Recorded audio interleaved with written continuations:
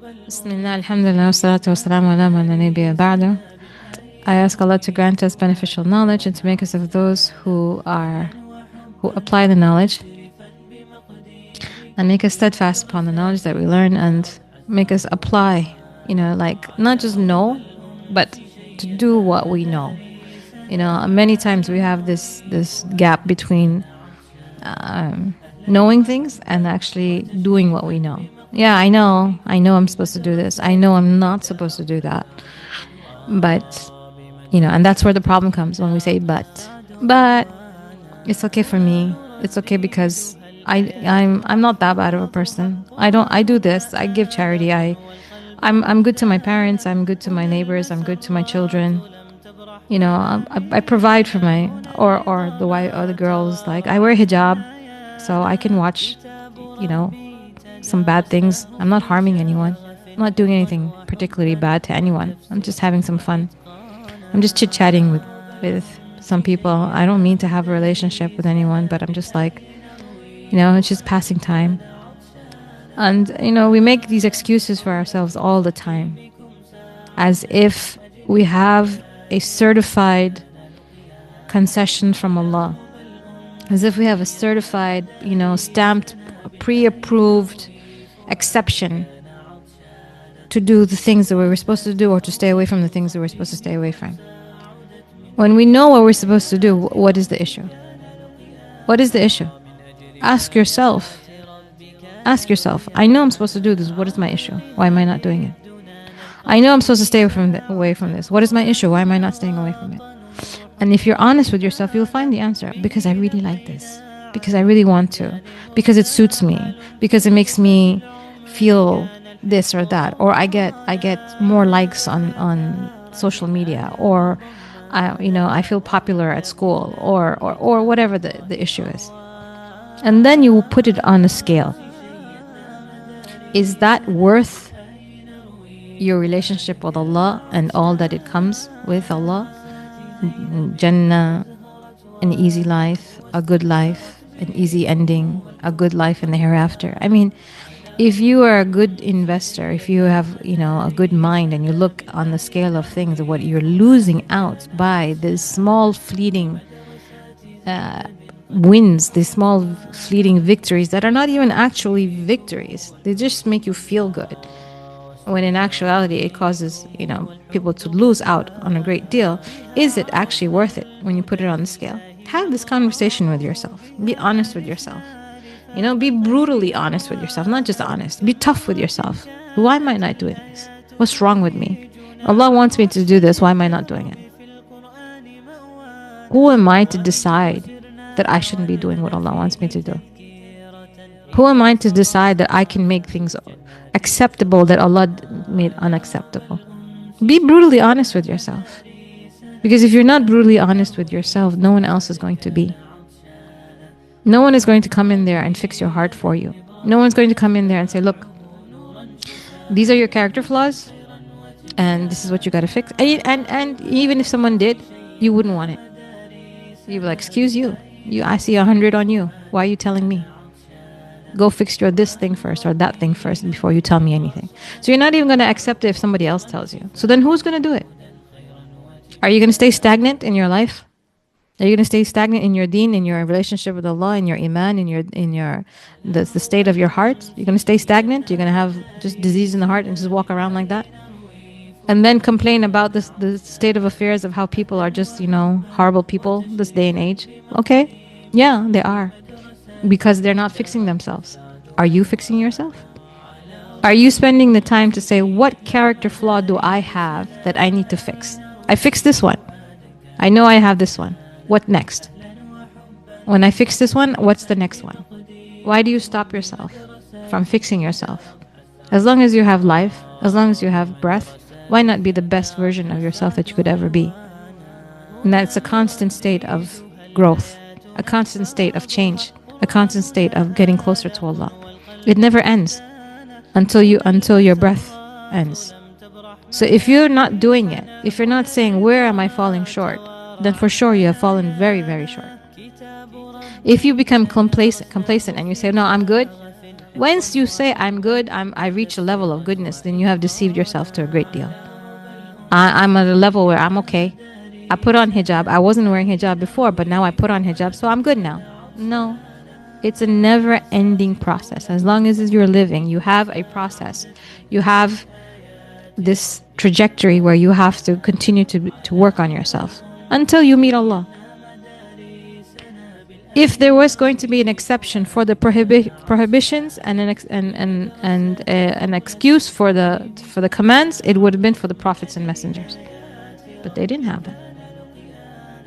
They were the most staunch on doing what Allah wants them to do and staying away from what Allah didn't want them to do. Why? Because Allah made it easy for them. Allah chose them. Their iman was no. Yeah, why did that happen? Because in the beginning, before they were even selected as leaders, they demonstrated choosing Allah above all. And you take the story of Ibrahim alayhi salam, how he was treated very badly by his people, his own father, his own village. He was a 13-year-old boy. And he stood up for Allah alone, without any help, without any support, without doubting, without concern for what people are going to say. And he was ejected from his village after they tried to burn him, and it didn't work. He was ejected from the only home he ever knew in his adolescent life. The only people that left with him was Sarah and Lut, his relative. It's the only people that believed in him at that time. And so we're going into a story now where we're talking about Talut, and we see what happens with the few that follow him, while there is a big number that actually are with him, but the actual few that follow him. So the story was continuing from last week when the people had asked for a king, and when Allah said that Talut is going to be your king, or Saul in English, they call him Saul. They said he's going to be your king, and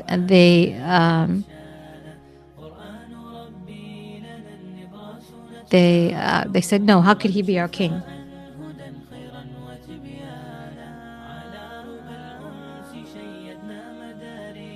And they said, how can he be our king? We are more deserving of kingship because we are richer, we are better qualified, and we come from the lineage, and so on and so forth. And so when Allah sent the assurance, where he sent the reassurance, the chest with the items of Musa alayhi salam and the Torah, then they accepted him as the king, and they accepted the prophet of that time, Shamuel, as the prophet.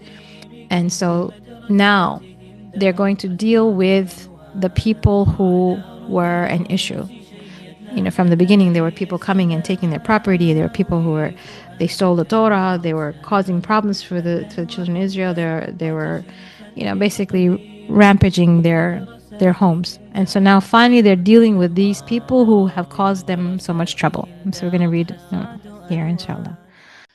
And so when Talut, or Saul, marched forth with his army, he cautioned, Allah will test you with a river. So whoever drinks his fill from it is not with me.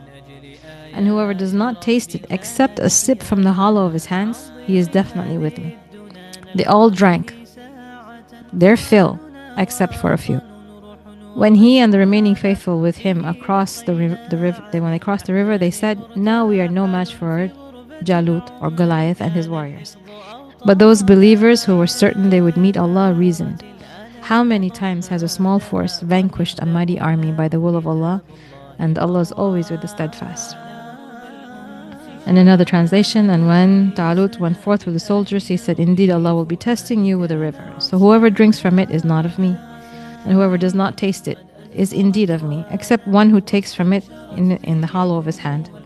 But they drank from it, except for a few of them. Then when he had crossed it along with those who believed with him, they said, there is no power for us today against Jalut and his soldiers. But those who were certain that they would meet Allah said, how many a small company has overcome a large company by permission of Allah, and Allah is with the patient. So he said, who's taking them? Who's taking them to this place where they're going to meet Jalut and his warriors. Talut is, right? Saul is, and he's taking them, but he says he's taking them through the river, right? He's the one. He's the king. He's in charge. He's the one that's saying, let's go. We're going to go this way towards our enemy. He's the one taking them through the river. But he says, Allah will test you with the river. Now, if you can imagine yourself being there, when you see this man in flesh, eating, drinking, sleeping, getting tired, and doing things, working, and so on and so forth, just a human being. And he's telling you that, Allah will test you with this river. Meaning the one above, the one who is in authority, who has control over things, is going to test you with a river. A person might look at him and say, well, you say so. I don't really think so. You're saying Allah's going to test me with a river. Why would Allah test me with a river? And he says, this is the rules. Whoever drinks from the river is not going to be with me. Not going to be part of my army. Because you can't follow this rule. There's greater tests coming up ahead. If you're going to be with me, you got to be tight with me. You got to be, on my team and do what I say, when I say, how I say. You just got to be with me. But this is not from me. This is a test from Allah. He's saying it, but it's a test from Allah. And this difference or this disconnect in people's minds is what is the actual test. Because what does the water do? The water doesn't do anything. It's not going to poison them. But this ability to accept the person as a spokesperson for Allah was the test. Because when they listened to him, that means they accepted him as the spokesperson for Allah. When they didn't accept him, then they drank from it because they're basically saying, well, I don't know. I'm just water. How would you prevent me from water? I'm thirsty. I can drink water. Allah made water for all of us. Who are you to decide when you shouldn't drink from it? So there are people that are going to have their own opinions, their own positions on things.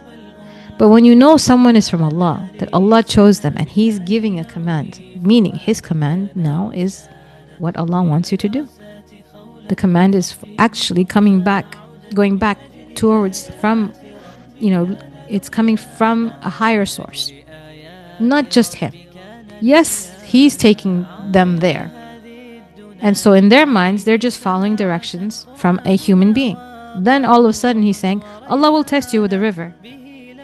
So if you're there, can you imagine how the people can be not on board with this? Ask yourself, would you be on board with this? If you just saw someone who was not a king figure, like he didn't have so much riches, he wasn't packing, he wasn't... The people already said, hey, we deserve it. He doesn't deserve it. So he's that type of person. He was a soldier serving in the army, giving water to people, and now he's telling us, listen, you're gonna go through a test. I'm the king now, but you're gonna go through a test. And if you take water from this place, you're not gonna be with me. And so they had to overcome this personal opinion, personal pride, personal position, and let go of their inner inclinations based on what they see, based on where they're coming from, based on their understanding of the situation, and just accept that He is from Allah.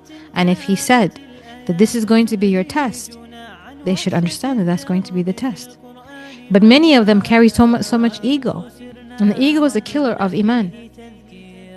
Ego will not allow your Iman to increase. It will not allow you to reach a level in Jannah or allow you to reach a level of status with Allah that you could have reached if you did not have ego.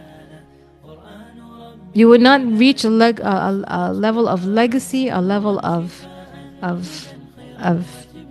goodness, a level of leaving your mark, a level of how many people are alive throughout history.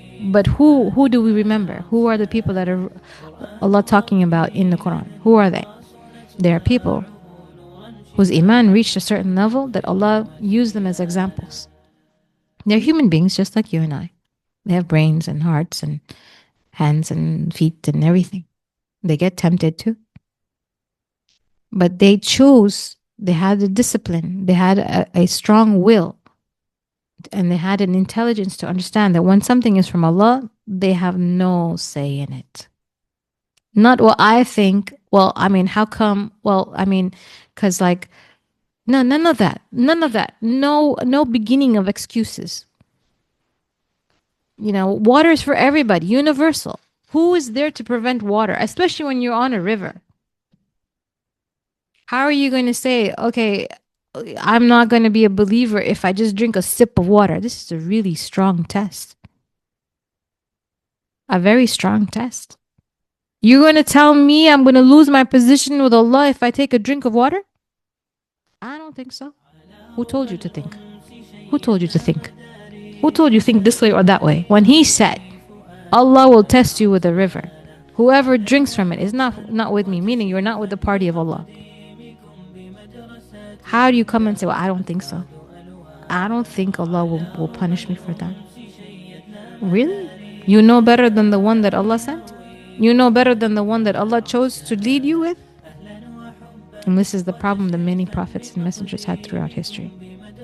This is the problem of this world. This is the defining problem of those who believe and those who don't believe. I don't think so. I don't think it's going to be that way. I mean, I already have a relationship with Allah. And, I'm rich.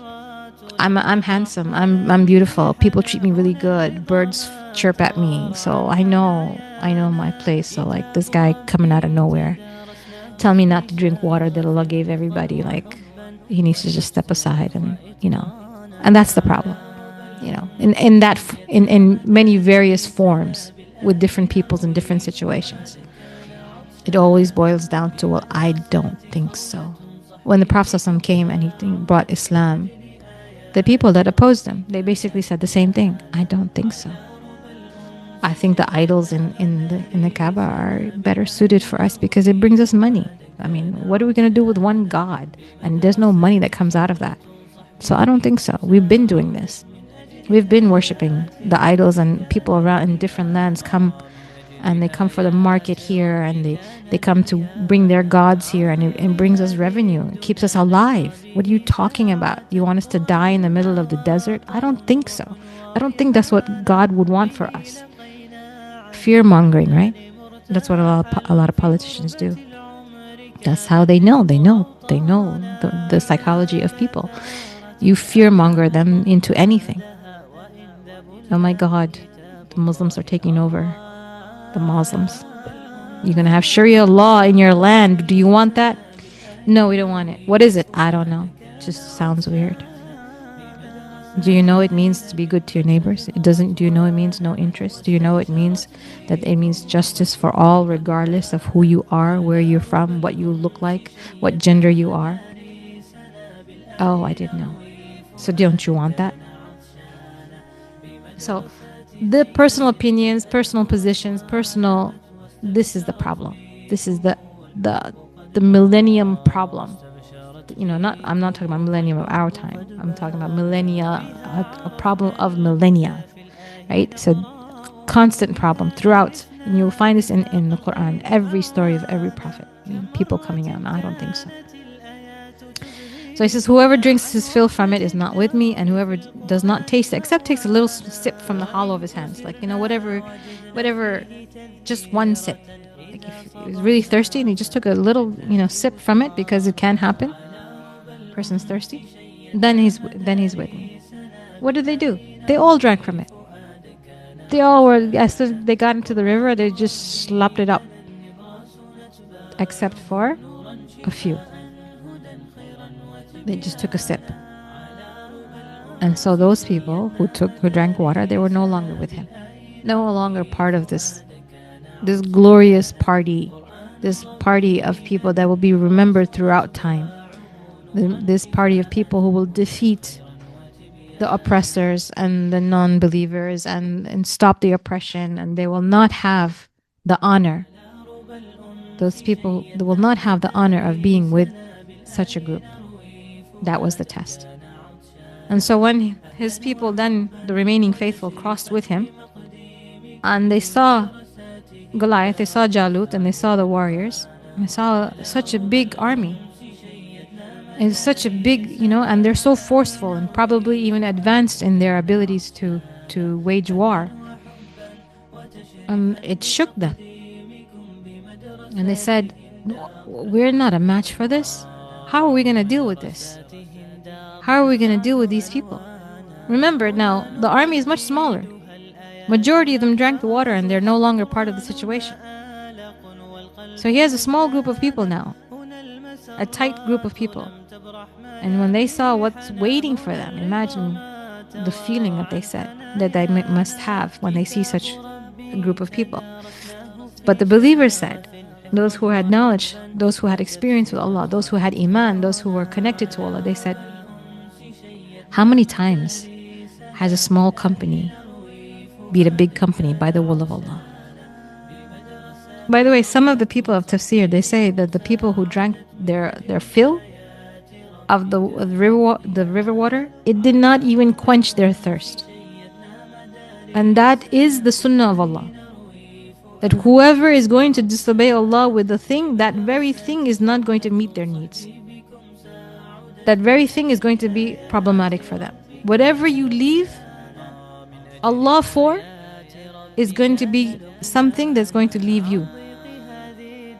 This guy left his deen for a girl. That girl is going to end up being a source of problem for him. She's gonna be his punishment. She's gonna be a problem for him. This girl, she left Allah for a guy, thinking she's gonna find paradise with this guy. Paradise is only with Allah.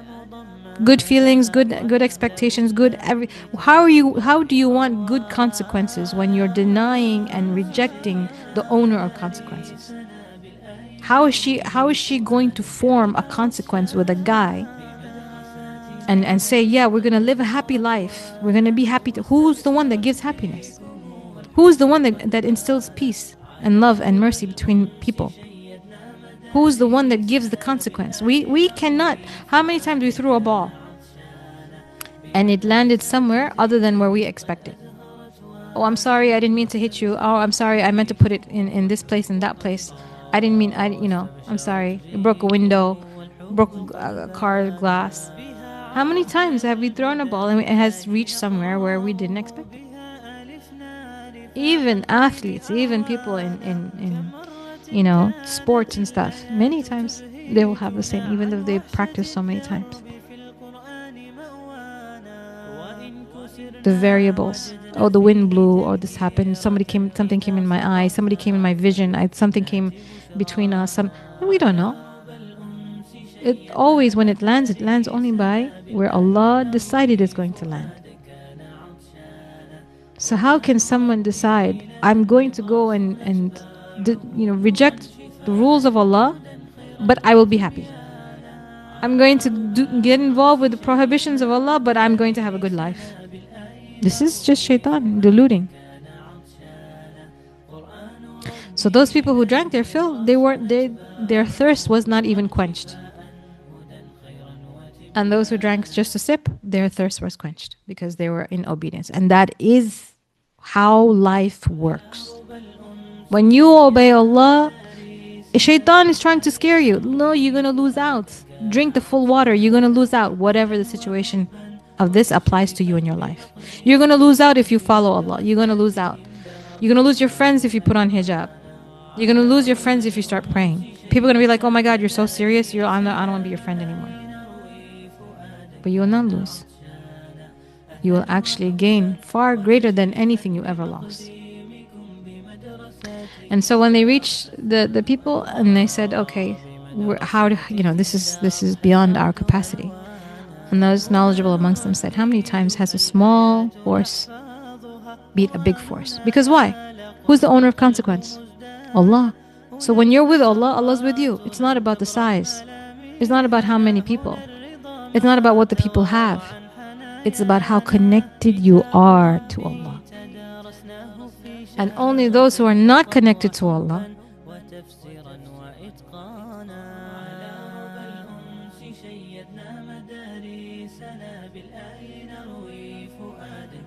When you're not connected to Allah, you're even afraid to try. Because you know your sins are going to carry you to failure. Or you think so. You already know your position with Allah, because you know you haven't been listening to Him. You don't feel confident that He's going to help you. At these moments, when you're facing fear, when you're facing a big test, when you're facing something or another, or even death, this is why people, when they're about to die, they say, no, I don't want to die. Why not? Weren't you expecting heaven? Weren't everybody's going to heaven no matter what you do? Isn't that the way you live your life? Nothing's ever going to be wrong for you. Nothing's ever going to go wrong for you. You're never going to be punished for anything. Isn't that the way you were living? Cheating this person, lying to that person, deceiving this person, stealing from that person, being disloyal to another person. Isn't that the way the person was living? Why you don't want to die now? Isn't heaven waiting? No, because you know what's going to be waiting for you. Why is it that the people are afraid of death? It's just the transitioning. Because they know they haven't been a good boy or good girl. Those who have been good, who strived, who constantly remembered Allah throughout their lives, every time anything was tempting to them. And, Shaitan says, hey, it's okay. Nobody's watching. It's okay. There ain't nobody there. Who's going to do anything? Who's going to say, Allah's watching? A Muslim knows that Allah's watching. Their accountability is with Allah. A Muslim knows that wherever they are, whatever they're doing, they're going to have to answer for it. And if they're doing good, then they don't have to answer for it. And if they're not doing good, then they have to answer for it. So why would you do anything other than good? So when the time comes for death for a Muslim, a believer, the one who's been striving, the one who have been remembering Allah throughout their life, then they say, yeah, I can't wait. I can't wait to go. Jannah is on the other side. They meet death with a smile. They don't say, no, save me. And somebody do something. No, they say, no, let me go. Don't hold it back. Let me go. Let me out of here. It's better over there. It's far better over there. I've had a relationship with Allah. I know my relationship with Allah is solid. I've seen Him. I've seen signs in my life with Him. We have an understanding. I make dua, I see Him answer my dua. I make a mistake, I see Him teaching me. I'm constantly in remembrance of Allah. I'm constantly thinking. What does it mean to be in remembrance of Allah? Constantly making dhikr? Not necessarily. Constantly remembering, meaning I'm constantly conscious that He is there. That is the remembrance of Allah. You could be driving and walking and even talking, but you remember that Allah is watching you, and you're not going to say a lie to a person, even though it will solve your problem quickly in dealing with someone right now. But you know that Allah is watching. That's remembrance of Allah. So you're in a constant state of remembrance of Allah. So when the time comes that you're going to go, you're going to be like, yes, I want to go. I don't want to stay. This life is a prison for me. So at this time, this is when your iman shows. And the iman of these people showed at this time. They said, how many times has a small force beaten a big force? How many times has your inabilities, your incapabilities not been the reason for your victory? You still were able to achieve something because it was the will of Allah. It was Allah that guided you to that. Allah that gave you that. Because if you think it was your capabilities, and here's a little trick. If you think it was your capabilities that got you that, then you are like kind of deluded. And here's the trick that you have to be careful. Because when you do have strength, when you do have some capabilities, are you going to attribute it to your capability, or are you going to attribute it to Allah? Let's say there's two fighters. One guy doesn't have muscles, another guy has muscles. And the guy who has muscles wins. Now, is he going to attribute it to his muscles, or is he going to say that Allah is the one that caused me to win?